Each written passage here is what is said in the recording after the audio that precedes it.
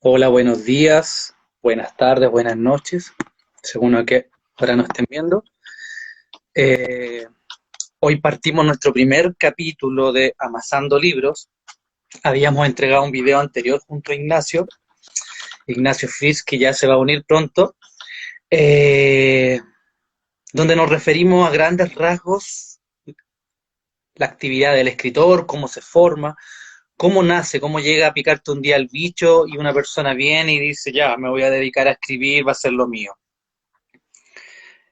En este nuevo capítulo vamos a conversar junto a Ignacio respecto a cuáles son los principales desafíos y cuáles son las principales trampas que van apareciendo a lo largo de la vida de un escritor. Eh, Ahora se va a unir Ignacio. Vamos a esperar un poquito. En cualquier momento va a aparecer. Bueno, estos son los objetivos del día de hoy, lo que queremos conversar. ¿Cómo estás, Ignacio? Hola Pablo, ¿cómo has estado? ¿Todo bien? Aquí en casita, tranquilo. Qué bueno. Cayeron unas Aprove- gotas locas. Sí, ojalá llueva más. Necesitamos. Sí, Bueno, ya le expliqué a nuestra audiencia de qué va a tratar nuestro nuevo capítulo y voy a comenzar. Quiero leer un fragmento muy breve, no quiero dar la lata. Uno de mis principales libros de cabecera, Don Quijote.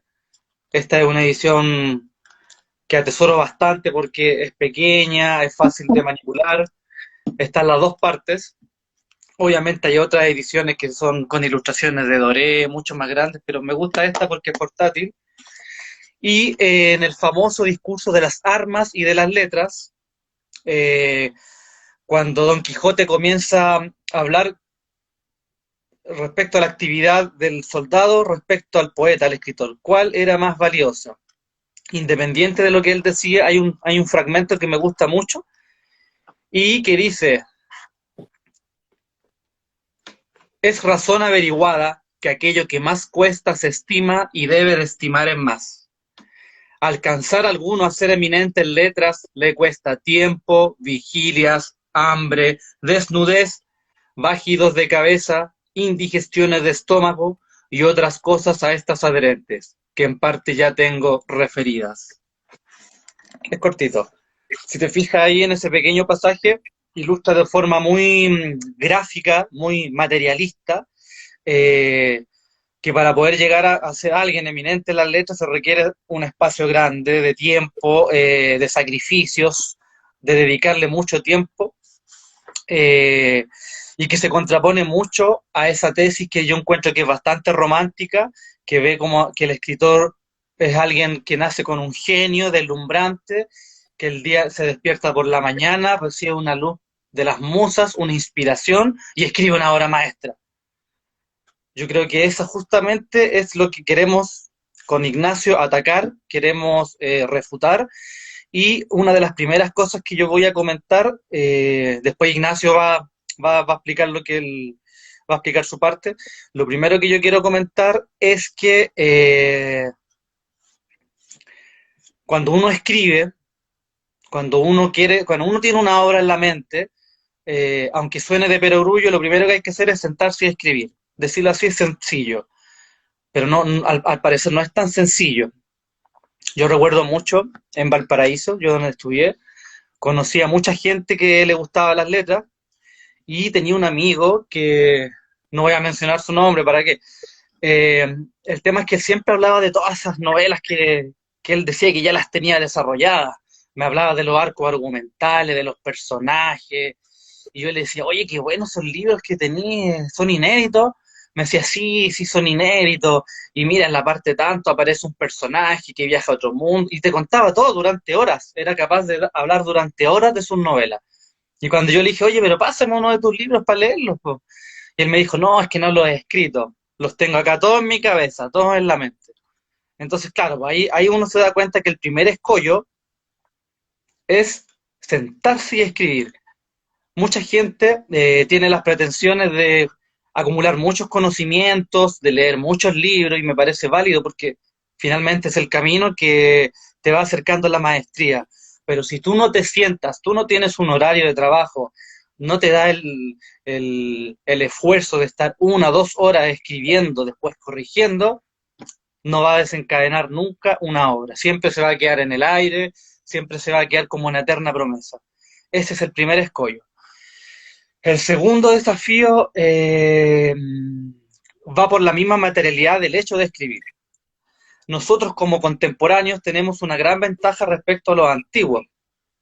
Por ejemplo, cuando Alonso de Ercilla llegó a Chile y escribió la Araucana, imagínate en unos tiempos arcaicos donde no habían procesadores de texto, donde conseguir una pluma y tinta no era algo tan complicado, no era ir a una librería y comprar. Imagínate lo que él hizo para poder llegar a escribir esa obra, escribir las cortezas de los árboles, ¿te fijas? Entonces cuando iba acumulando los versos de sus libros, eran unas toneladas, eran muchos kilos de corteza que finalmente iban a dar un trabajo que requería la copia directa. Y probablemente en el proceso se despachó horas y horas y horas. Eso no cambió mucho durante mucho tiempo. Hasta antes de la llegada de los computadores, era común que un escritor tenía que trabajar 8 horas diarias para poder escribir un cuento, una novela de 200, 300 páginas. Uno se pregunta por qué.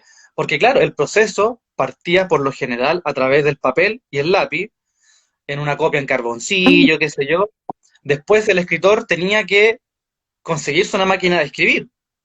Cuando no tenía una máquina de escribir, tenía que arrendarla o tenía que pagarle a una persona para que la copiara.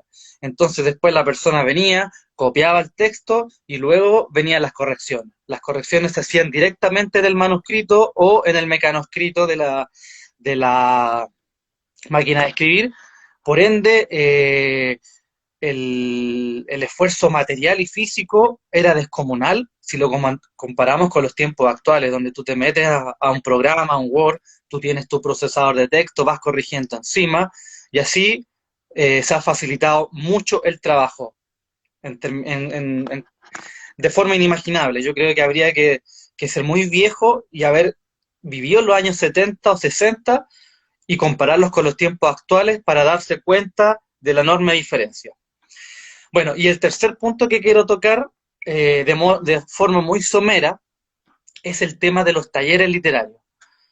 Mira, los antepasados de los talleres literarios eran las tertulias. Siglo XIX, cuando se juntaba la gente alrededor de un piano, se tomaban sus copas, y la gente, los escritores, los aficionados, leían sus obras, sus poemas, y lo iban comentando. Después aparecieron los vanguardistas, aparecieron los surrealistas con sus métodos, sus cadáveres exquisitos. Entonces había ahí una dialéctica que era muy rica, que era muy que te dejaba mucho material y te dejaba mucho camino andado para poder dedicarte a lo que tú finalmente quieras escribir tu obra.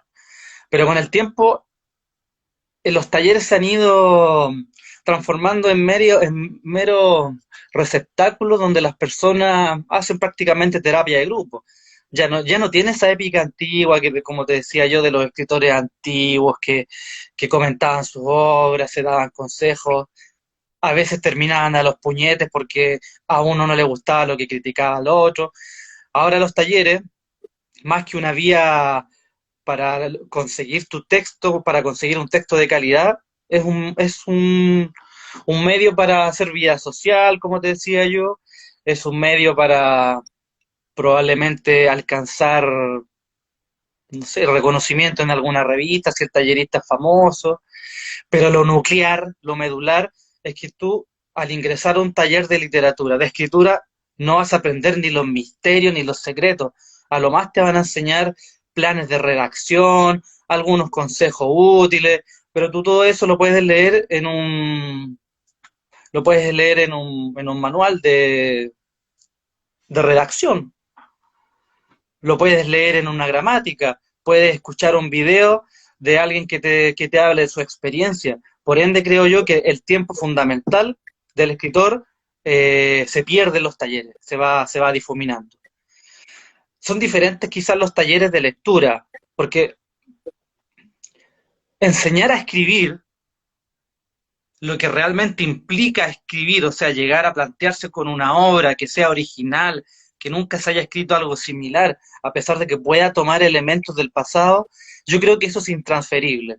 Ni siquiera con unas de estas becas, estos másteres de escritura creativa, es creíble que un escritor ya de fuste, famoso, revele todo, lo diga ya, tú para poder lograr escribir una gran obra tienes que seguir estos consejos que yo te voy a decir, porque o te va a entregar solamente lugares comunes, que lo puedes leer en cualquier decálogo, o simplemente la experiencia de la escritura no es transferible, no se puede pasar de mano en mano, a menos que, por ejemplo, te enseñen a escribir cuentos o novelas bestseller, por ejemplo, o novelas de género. Y de ahí, ¿qué es lo que puede salir? De ahí jamás va a poder salir una obra original, van a salir kitsch, copias de obras que ya se han escrito, y muchas de estas personas finalmente terminan como cumpliendo, como escribiendo para sacarse el 7. ¿Te fijas? En ninguna universidad enseñaron a Cervantes a escribir, en ningún lugar enseñaron a hacer barroco. Todos esos procedimientos, todos esos caminos son individuales. Tú puedes encontrar en algún libro algún ejemplo, una inspiración, un método, pero finalmente si tú quieres crear una propia obra que tenga una potencia original, tienes que hacer tú el camino, tienes que tú armarte de paciencia, como decíamos, tienes que ir probando, ¿no? No tienes que esperar que te llegue la iluminación y que la obra maestra va a bajar. Lo más probable es que el primer libro que escribas sea un bodrio, el segundo va a ser un poco mejor, el tercero ya va a ir agarrando un poco más de potencia, va a tratar temas con más solvencia. Pero si te pones a esperar a que, como decía yo, te baje el genio, o te vas a morir, o te vas a hacer viejo, y ojo con la vejez, para escribir una obra de fuste hay que tener energía, hay que tener fuerza. Es muy difícil que una persona ya pasado de los 60 años llegue y diga, ya me jubilé y ahora voy a escribir, ahora que ya no tengo, los cabros chicos no me molestan, mi señora está en otra, ahora me voy a sentar y me voy a dedicar a escribir la obra maestra. Lo más probable es que no te salga nada. Para terminar, voy a recordar un poema de Bukowski que me gusta mucho, se llama Aire, Tiempo y Luz, creo, no recuerdo el título completo, pero más o menos plantea la situación de un hombre que se jubila, que ya tiene su espacio, tiene su tiempo, y dice, tengo un departamento genial, ya nadie me molesta, me divorcié, ahora voy a escribir mi obra maestra. Y Bukowski le dice de forma muy irónica, no, chiquitín, no, muchacho, si tú quieres escribir, vas a escribir aunque trabajes 16 horas en una mina, vas a escribir aunque estés en una habitación cerrada de 3 metros cuadrados con 3 niños chicos cuidándolo. Vas a escribir aunque estés mutilado, te falte un pedazo de tu pierna, estés en medio de una guerra, esquivando las balas. Porque finalmente la escritura no tiene nada que ver con esa visión burguesa de que yo voy a conseguir mi espacio ideal, mi escritorio, mi ventana frente al mar. No, vas a crear aún sea en las más míseras condiciones. Y bueno, con esto termino y le doy el paso a Ignacio para que nos hable un poco de su experiencia, de lo que nos quiera comentar. Y obviamente, si alguien quiere preguntar algo, nos escribe y podemos responderlo al final. Bueno, Pablo, se escucha, ¿no? Perfecto. Claro, o sea, sí, el escritor siempre va a escribir aunque las circunstancias sean adversas, pero siempre hay un proceso que va decantando a través de la práctica, de la praxis. O sea, yo no puedo esperar ser escritor sin escribir. Ahora bien, yo estoy un poco en contra de la pose, porque encuentro que es una pose de algunos escritores de publicar un libro y quedarse ahí, dormirse en los laureles y pasan 2 décadas y no tienen ninguna otra obra.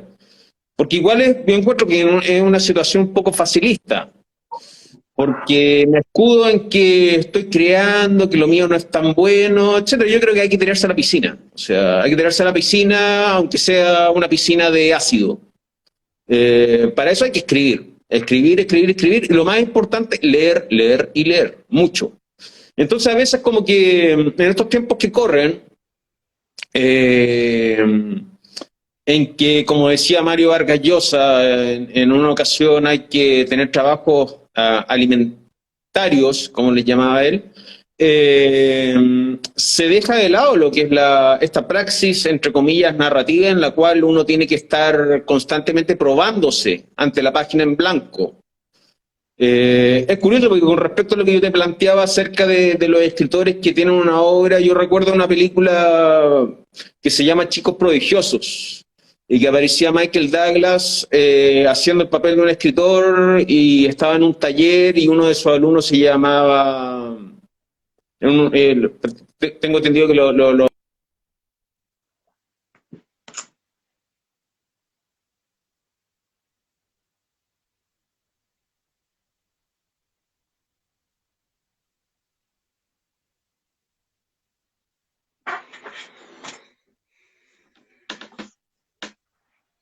Parece que hay un problema con la conexión de Ignacio.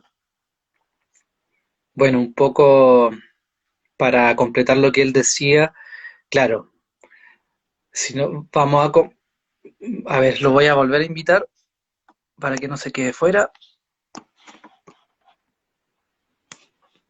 pero lo fundamental es leer e informarse.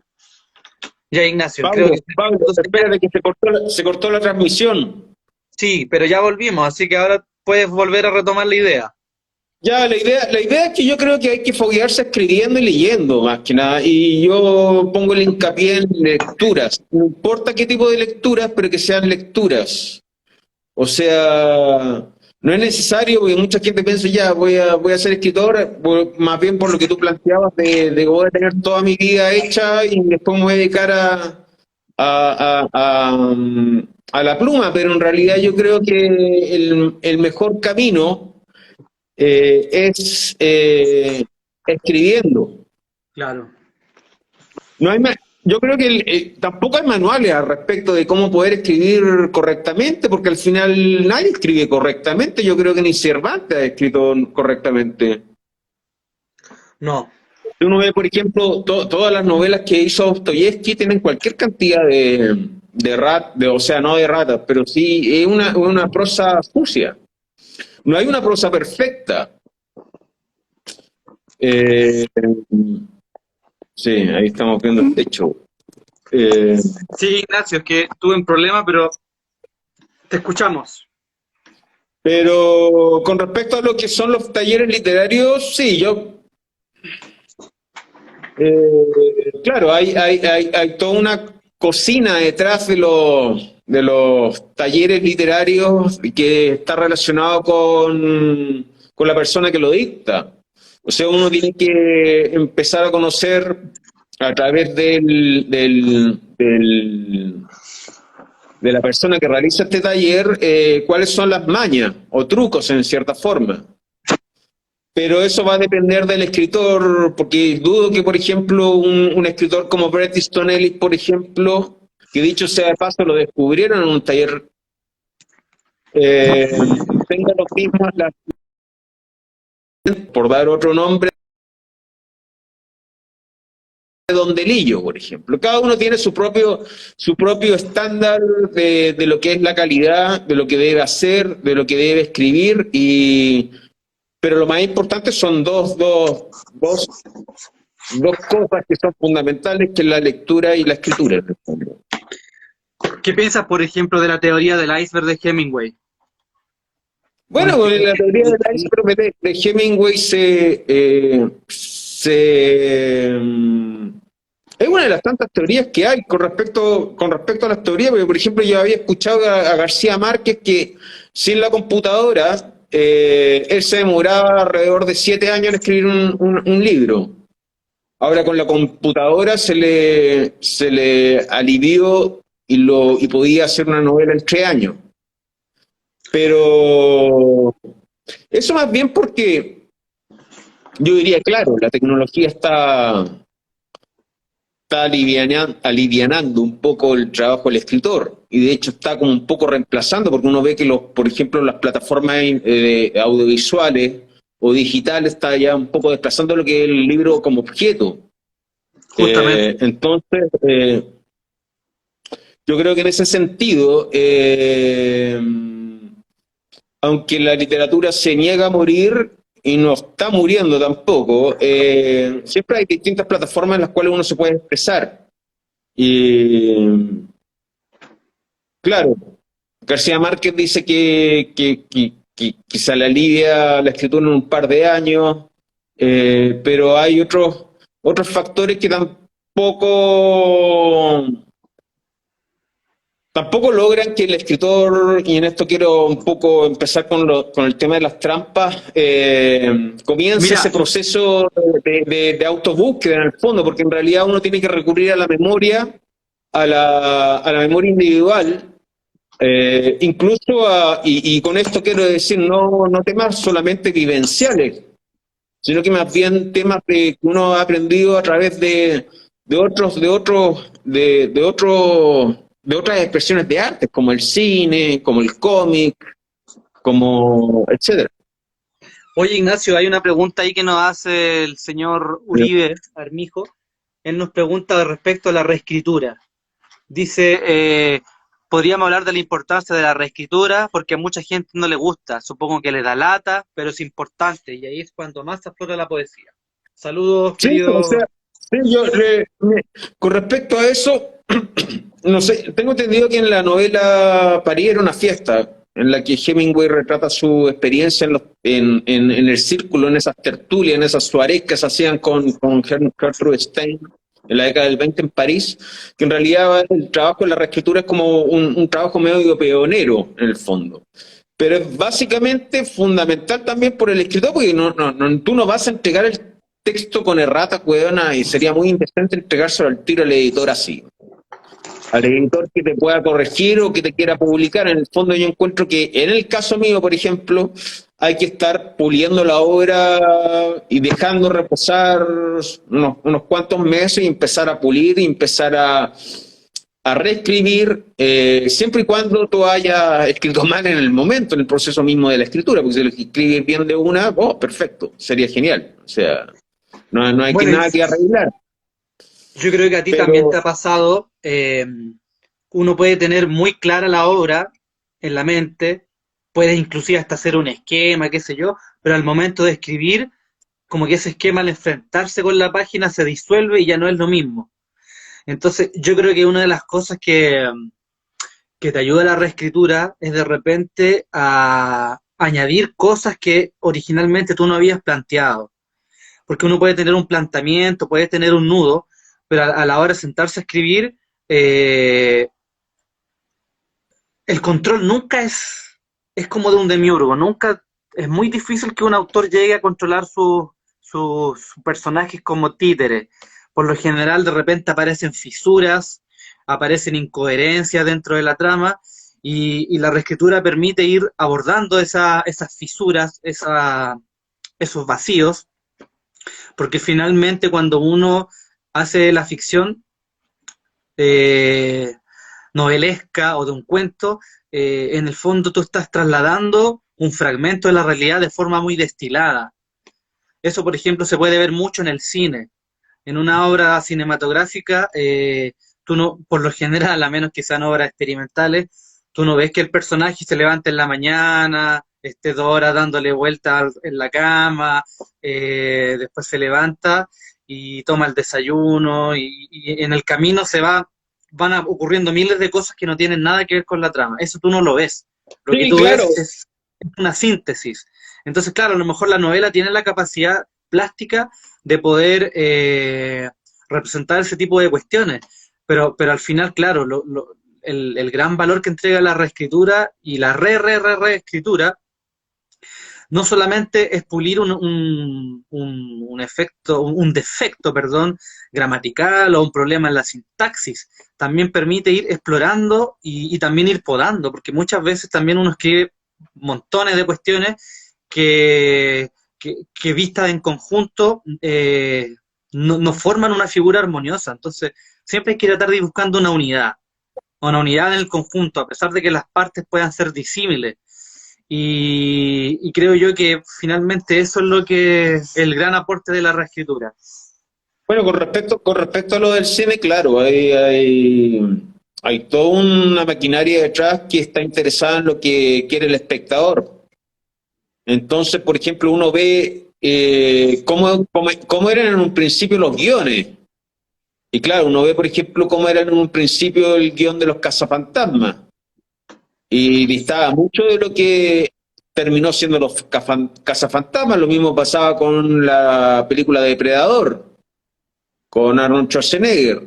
Claro, porque la Y así realidad hay impone eso, impone un cambio. montón de ejemplos de que el cine en realidad se preocupa del espectador. Ahora bien, yo también comulgo con los escritores que quieren preocuparse por el lector. Entonces, en ese sentido, empezar a escribir una novela como el Ulises de Joyce, en que yo voy relatando todos los pormenores, los detallitos, ¿cachai? De una persona que se levanta en la mañana y después Te mete las afecta. patas en las piernas en una pantufla. No, en realidad yo creo que hay que preocuparse del lector y para eso, claro, la reescritura sirve para estar eliminando secciones, para estar mejorando o estar comprimiendo mejor el lenguaje, porque también hay un tema súper fundamental en el tema de la escritura, que es la compresión del lenguaje. Tú no puedes estar, en cierta forma, redactando mal, porque si te demoráis mucho tiempo en decir una cosa que se puede decir en dos líneas, chuta, igual hay un problema ya. Pero eso más bien tiene que ver con la forma en que, como redactas y te planteas frente al texto. Pero claro, por eso a mí me gustan mucho las novelas de subgénero, en el fondo, porque también están interesadas en el lector, propiamente tal.